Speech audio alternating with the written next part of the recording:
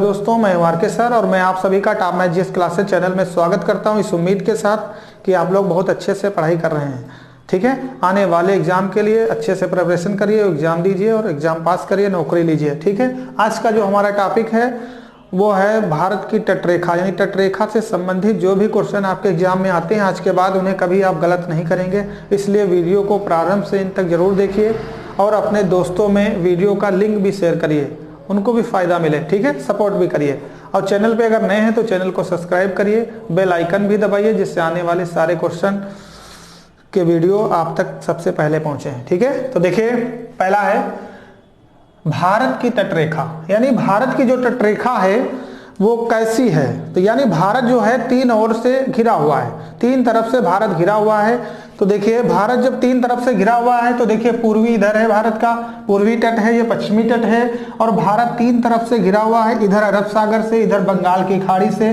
ठीक है, और नीचे हमारा जो है हिंद महासागर, यानी भारत तीन तरफ से घिरा हुआ है। पूर्वी तट जो है बंगाल की खाड़ी और पश्चिमी तट है अरब सागर। ठीक है, नीचे वाला जो है हमारा हिंद महासागर, यानी तीन तरफ से हमारा भारत जो है वो घिरा हुआ है। अब ध्यान दीजिए एग्जाम में क्वेश्चन कैसे बनेंगे कि भारत हमारा कितनी तरफ से घिरा हुआ है, तो तीन तरफ से। ठीक है, बंगाल की खाड़ी, अरब सागर और हिंद महासागर। ठीक है, तो ध्यान दीजिए और क्वेश्चन बनते हैं कि इधर देखिए ये मान लेते हैं ये इंडिया है, तो पूछा जाता है कि भारत की जो तटरेखा है वो कितनी लंबी है। तो भारत की जो तटरेखा है वो 6100 किलोमीटर है। भारत की जो तटरेखा है, भारत की तटरेखा की लंबाई 6100 किलोमीटर है। ठीक है दोस्तों, भारत की तटरेखा की लंबाई 6100 किलोमीटर है और अगर द्वीप सहित जोड़ लिए जाते हैं जैसे अंडमान निकोबार द्वीप समूह, लक्षद्वीप, अगर इनको जोड़ लिया जाता है तो भारत की लंबाई 7516 हो जाती है, 7516 किलोमीटर हो जाती है। यानी भारत की लंबाई द्वीपों सहित अगर द्वीप भी ऐड कर लिए जाएं तो भारत की लंबाई यानी 7516 हो जाती है। वैसे तटरेखा भारत की कितनी है, 6100 किलोमीटर लंबी है। देखिए इस तटरेखा यानी जो हमारी तटरेखा 6100 किलोमीटर लंबी है, इस तटरेखा पर भारत के 9 राज्य स्थित हैं। पूछा जाता है एग्जाम में कि भारत के कितने राज्य तटरेखा से लगे हुए हैं, तो जो हमारी ये तटरेखा है इससे 9 राज्य लगे हुए हैं। ठीक है, भारत की तटरेखा से 9 राज्य लगे हुए हैं, जिसमें से 4 पूर्वी तट पर स्थित हैं, 4 राज्य जो हैं पूर्वी तट पर हैं और 5 राज्य पश्चिमी तट पर हैं। पश्चिमी तट पर कितने हैं, 5 राज्य हैं। देखिए बहुत इंपॉर्टेंट है, ध्यान से देखिएगा। 9 राज्य कुल जो है तटरेखा से लगे हुए हैं, जिसमें 4 पूर्वी तट पर हैं और 5 पश्चिमी तट पर हैं। देखो हम देख लेते हैं, जो 4 हमारे पूर्वी तट पर हैं, देखिए तमिलनाडु, आंध्र प्रदेश, उड़ीसा, पश्चिम बंगाल, ये हमारे पूर्वी तट पर हैं। पश्चिम बंगाल पे देखिए केरल, कर्नाटक, गोवा, महाराष्ट्र, गुजरात, ये हमारे, ठीक है, ये राज्य जो हैं ये पश्चिमी तट पर स्थित हैं। यानी 5 राज्य पश्चिमी तट पर स्थित हैं और 4 राज्य हमारे, ठीक है, पूर्वी तट पर स्थित हैं। इन राज्यों को ध्यान दीजिए, इन राज्यों को वेलांचली राज्य कहा जाता है। ठीक है, एग्जाम में क्वेश्चन बनता है कि इन राज्यों को किस नाम से जाना जाता है, तो इन राज्यों को वेलांचली राज्य कहा जाता है। ध्यान रखिएगा, एग्जाम में पूछा जाता है वेलांचली राज्य किसे कहते हैं, जिनकी सीमा समुद्र से लगी होती है। ठीक है, जो समुद्र से लगी हुई राज्यों की सीमा होती है उन्हें वेलांचली राज्य कहते हैं। वेलांचली, ठीक है, वेलांचली राज्य कहा जाता है। देखिए ठीक है, भारत में समुद्री सीमा से लगे हुए कुल राज्यों की संख्या 9 है, 4 पूर्वी तट पर हैं, 5 पश्चिमी तट पर हैं। इसको कॉपी में आप अपने लिखते रहिएगा। ठीक है, आगे देखिए, आगे देखिए क्वेश्चन एग्जाम में आता है कि कोरोमंडल तट कहाँ स्थित है। तो देखिए आंध्र प्रदेश से तमिलनाडु के बीच का जो भाग है इसे पूर्वी तट भी कहते हैं और इसी के बीच में कोरोमंडल तट स्थित है। ठीक है, कोरोमंडल तट कहाँ स्थित है, आंध्र प्रदेश से तमिलनाडु के बीच में जो क्षेत्र है उसे कोरोमंडल तट कहा जाता है। और देखिए इधर केरल से, इधर केरल और यहाँ तक देखिए जो भाग है इस भाग को मालाबार तट कहा जाता है। ये पश्चिमी घाट भी को, यानी इधर के जो क्षेत्र है उसे पश्चिमी घाट और इधर वाले को पूर्वी घाट कहा जाता है। यहाँ पे जो चीज भाई जाती है उसे पश्चिमी घाट कहते हैं और इधर पूर्वी घाट कहते हैं। और ये क्या है, जो बाहरी क्षेत्र है इसे पश्चिमी तट और इसे पूर्वी तट कहा जाता है। ठीक है, तो ध्यान रखिएगा। अब एग्जाम में क्वेश्चन कैसे बनेगा कि भारत की तटरेखा कितने राज्यों से लगी हुई है, तो भारत की तटरेखा 9 राज्यों से लगी हुई है, 4 हमारे पूर्वी हैं, 5 पश्चिमी हैं। अब एग्जाम में क्वेश्चन और बनता है कि किस राज्य की तटरेखा सबसे ज्यादा लगी हुई है। ध्यान दीजिए, किस राज्य की तटरेखा सबसे ज्यादा लगी हुई है, तो यह भी एग्जाम में क्वेश्चन आता है। वो राज्य है हमारा गुजरात। गुजरात राज्य की तटरेखा यानी समुद्री सीमा सबसे ज्यादा लगी हुई है 1643। ठीक है, 1643 लगी हुई है गुजरात राज्य। सबसे लंबी तटरेखा वाला राज्य हमारा गुजरात है। उसके बाद आता है आंध्र प्रदेश। ठीक है, देखिए पूर्वी में सबसे बड़ा है गुजरात और इधर में सबसे बड़ा, ठीक है, पूर्वी तट में आंध्र प्रदेश है, पश्चिमी तट में गुजरात है। सबसे लंबी तटरेखा वाला राज्य भारत का गुजरात है, दूसरे नंबर पे आंध्र प्रदेश है। ध्यान रखिएगा दोस्तों, आंध्र प्रदेश है, इसकी लगभग 1100 लंबी है तटरेखा। सबसे छोटी तटरेखा वाला राज्य, सबसे ज्यादा लंबी तटरेखा गुजरात की है, उससे दूसरे नंबर पे आंध्र प्रदेश है, और सबसे कम, ठीक है, सबसे कम या सबसे छोटी तटरेखा वाला राज्य गोवा है, इसकी 101 किलोमीटर है। ध्यान रखिएगा, एग्जाम में क्वेश्चन पूछा जा सकता है कि सबसे लंबी तटरेखा वाला राज्य कौन सा है, वो गुजरात है, और दूसरे नंबर की तटरेखा वाला राज्य कौन सा है, आंध्र प्रदेश है, इसकी 1100 है। ठीक है, और सबसे छोटा तटरेखा वाला राज्य गोवा है, इसकी 101 किलोमीटर है। तो ध्यान रखिएगा। ठीक है, तो भारत की तटरेखा की लंबाई 6100 है, यदि द्वीपों सहित मिला लें तो इसकी लंबाई 7516 हो जाती है। ठीक है, अब अगर केंद्र शासित प्रदेशों में देखें तो सबसे ज्यादा अंडमान निकोबार द्वीप समूह की तटरेखा सबसे लंबी है। ठीक है, तो सबसे लंबी तटरेखा अगर पूछ लें केंद्र शासित प्रदेश में तो अंडमान निकोबार की है, और राज्यों में सबसे बड़ी गुजरात की है, फिर आंध्र प्रदेश की, सबसे कम गोवा की है 101 किलोमीटर। ध्यान रखिएगा। एक बार इसको हम फिर से देख लेते हैं। देखिए, ये भारत है हमारा, और भारत में तटरेखा की बात चल रही है, हम लोग डिस्कस कर रहे हैं, तटरेखा से संबंधित है। तो तटरेखा जो लंबी है वो 6100 है, और द्वीपों को जोड़ लें तो 7516 किलोमीटर है। पूर्वी तट पर 4 राज्य हैं, पश्चिमी तट पर 5 राज्य हैं। ठीक है, देखिए इस क्षेत्र को पूर्वी तट कहते हैं, इधर के पश्चिमी तट कहते हैं, अंदर के भाग को पूर्वी घाट कहते हैं, इधर के क्षेत्र को पश्चिमी घाट कहते हैं। ठीक है, आंध्र प्रदेश से तमिलनाडु के क्षेत्र को कोरोमंडल तट कहते हैं, और केरल से कर्नाटक यानी यहाँ तक का जो क्षेत्र है इसे मालाबार तट कहते हैं। ठीक है, तो ध्यान रखिएगा, यह भी एग्जाम में क्वेश्चन बन सकता है। आगे देखिए, और भारत जो है 3 तरफ से घिरा हुआ है, बंगाल की खाड़ी पूरब में, पश्चिम में अरब सागर, ठीक है, दक्षिण में हिंद महासागर से घिरा हुआ है।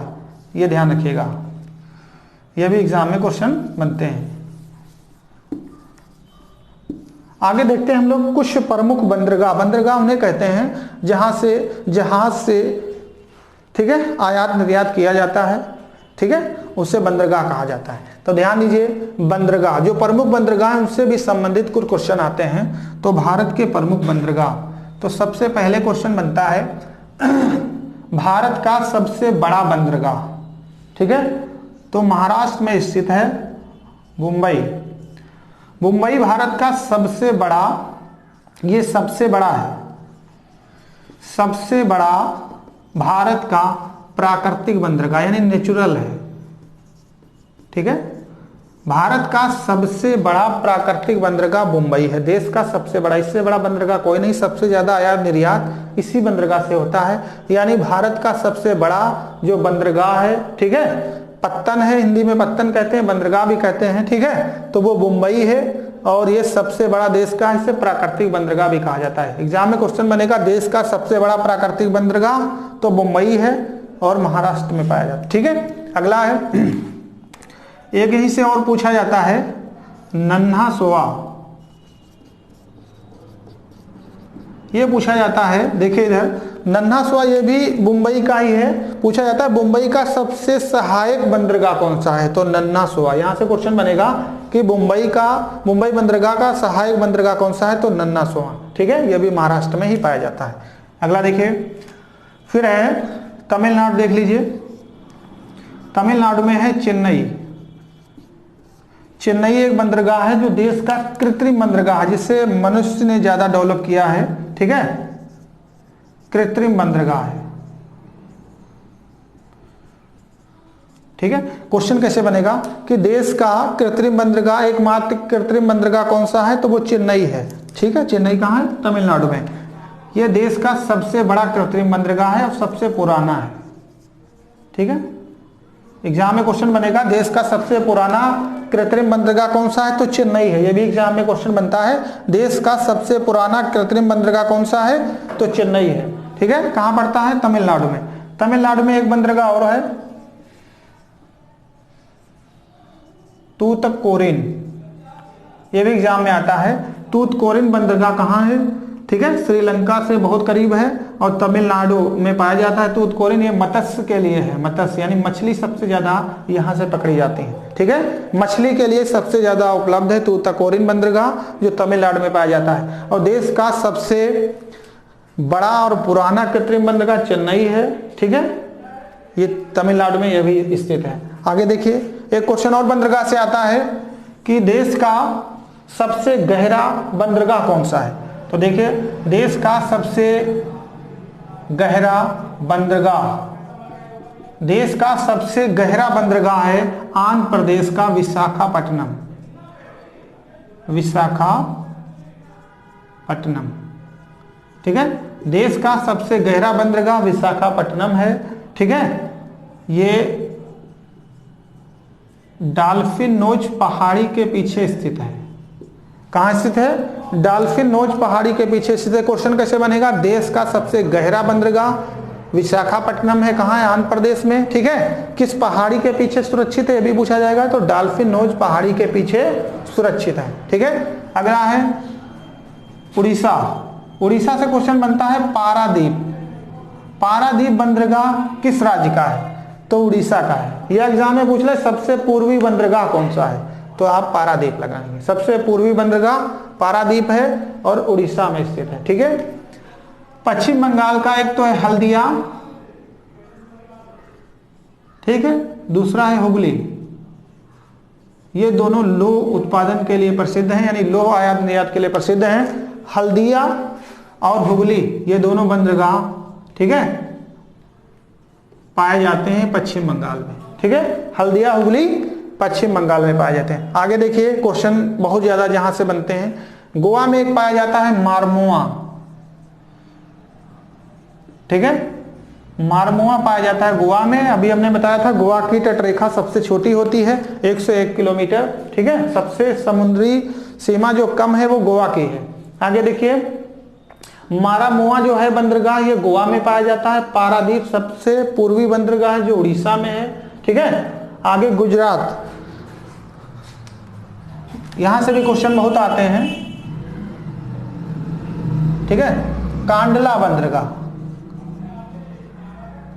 कांडला बंदरगाह कहां है, तो कांडला बंदरगाह जो है ये गुजरात में है और ये देश का सबसे बड़ा ज्वारी बंदरगाह है। ठीक है, नमक उत्पादन के लिए देश का सबसे बड़ा ज्वारी बंदरगाह जो है कांडला है।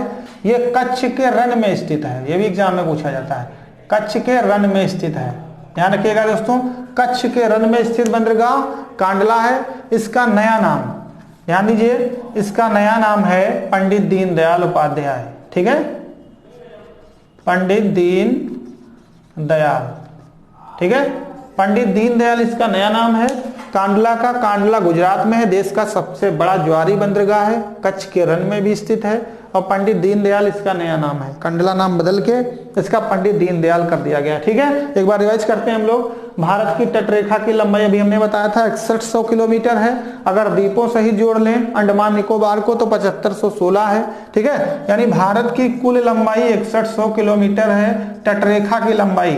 अगर द्वीपों सहित जोड़ लें तो भारत की लंबाई 7516 किलोमीटर है। ठीक है, और जो 6100 लंबाई है भारत की तटरेखा की, इस पे भारत के 9 राज्य स्थित हैं, 4 पूर्वी, ठीक है, और 5 पश्चिमी तट पर स्थित हैं। इन राज्यों को वेलांचली राज्य कहा जाता है। ठीक है, वेलांचली राज्य कहा जाता है। इनमें सबसे ज्यादा लंबी तटरेखा गुजरात की है, उसके बाद आंध्र प्रदेश की, सबसे कम गोवा की है, अभी बताया। ठीक है, आगे देखिए, फिर कुछ महत्वपूर्ण जो प्रमुख बंदरगाह हैं उनके बारे में बताया गया है। तो प्रमुख बंदरगाह देखिए, भारत का सबसे पूर्वी बंदरगाह पारादीप है जो उड़ीसा में स्थित है। पश्चिम बंगाल हल्दिया हुगली है, ठीक है। और आंध्र प्रदेश देश का सबसे गहरा बंदरगाह विशाखापट्टनम है जो डॉल्फिन नोज पहाड़ी के पीछे सुरक्षित है।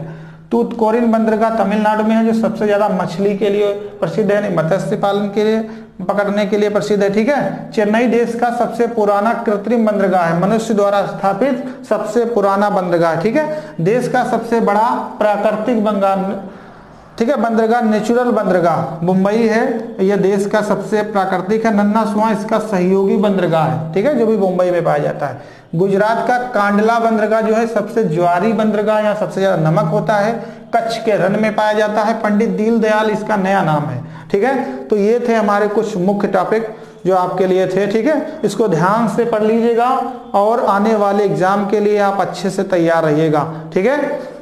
आज के लिए इतना ही। गुड डे दोस्तों।